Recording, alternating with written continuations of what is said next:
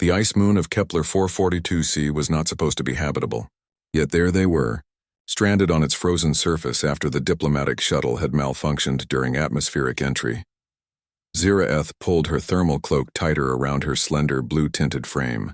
Her species, the Velkari, had evolved on a temperate world where the coldest winters barely dropped below what humans would consider room temperature. This frigid wasteland was a death sentence for her. Marcus Chen, the human xenobiologist assigned to the diplomatic mission, was faring better, but not by much. He'd managed to salvage 2 emergency packs from the wreckage before the shuttle's power core had gone critical. Now huddled in a shallow ice cave, they took inventory. 1 thermal sleeping bag, Marcus said, his breath forming clouds in the sub-zero air. 1 plasma lighter, 3 days of ration bars, and a broken distress beacon. Ziraeth's large opalescent eyes widened with concern. 1 sleeping bag? For both of us? The other one was damaged in the crash. Marcus looked at the Velkari girl, noting how her skin had already taken on a worrying darker shade of blue. Her people changed color with body temperature.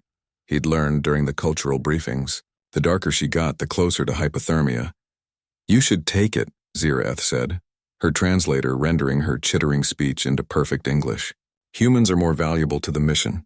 "I'm just a junior cultural liaison," Marcus shook his head. "That's not how this works. We share it or we both freeze." Ziraeth's antennae flattened against her head in what he'd come to recognize as embarrassment. "But human body heat. I've read the reports. Your species runs incredibly hot. It's considered almost dangerous by galactic standards. Right now, dangerous is exactly what we need." As the ice moon's thin atmosphere began to darken with the onset of its 18-hour night, the temperature plummeted further. Marcus activated the plasma lighter, setting it to its lowest sustainable burn to conserve fuel. It would provide some warmth, but not enough. "We need to do this," he said gently. "It's basic survival." Reluctantly, Ziraeth agreed. The sleeping bag was designed for a single Velkari, which meant it was slightly too small for Marcus alone, let alone both of them.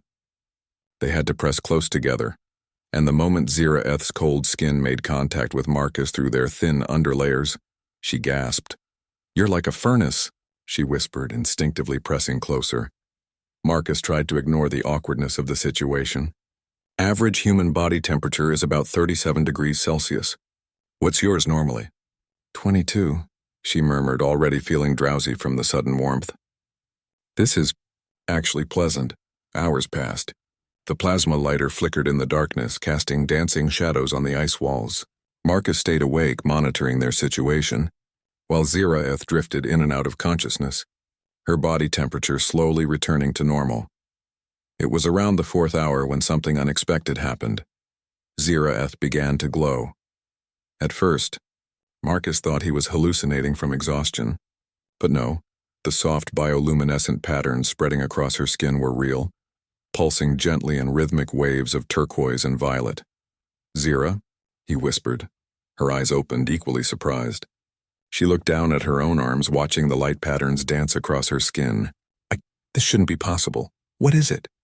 "It's called the resonance," she explained, her voice filled with wonder. "It's something that only happens between bonded mates of my species. The matching of thermal rhythms, the synchronization of bioelectric fields. But that's only supposed to happen between 2 Velkari, and only after months of close contact." The light grew stronger, and Marcus realized he could feel it too. A strange tingling sensation where their bodies touched, as if their very cells were communicating across the species barrier. "Your heat," Ziraeth continued, her scientific mind racing despite her exhaustion. "It's not just warming me. It's triggering a sympathetic response in my biology. My body thinks it's found a mate." Marcus didn't know what to say. This was beyond any xenobiology he'd studied, but Ziraeth was smiling now. A very human gesture she must have picked up from the crew. "Don't worry, human. It's not permanent, but it does mean something incredible." "What?" "The resonance is a survival mechanism. When 2 Velkari bond, they share more than warmth. They share metabolic efficiency, immune responses, even oxygen processing. My body is adapting to work with yours as if we were a single organism." Over the next hour, the effects became clear. Ziraeth's color returned to a healthy pale blue, almost lavender. Marcus, who should have been exhausted from providing warmth for 2, felt energized. The bioluminescent patterns on Ziraeth's skin provided enough light that they could turn off the plasma lighter, conserving fuel. This is going to cause quite a stir in the xenobiology community, Marcus said with a tired laugh. And the diplomatic one, Ziraeth added. If humans and Velkari can achieve resonance, it means our species are more compatible than anyone thought. It could change everything about how our people interact. They were rescued 32 hours later by a search team. By then, the temporary bond had faded, but something had changed between them. They'd shared something no human in Velkari ever had before. 6 months later, Marcus and Ziraeth co-authored a paper that revolutionized interspecies medicine. The principle of cross-species thermal bonding led to new treatments, new understanding, and new possibilities for cooperation between their worlds. But more than that, it proved something that would echo through the galactic community for generations. That sometimes, survival doesn't just mean enduring the cold alone. Sometimes it means having the courage to share warmth with someone different from yourself. And sometimes the most unexpected outcomes become the most beautiful discoveries of all.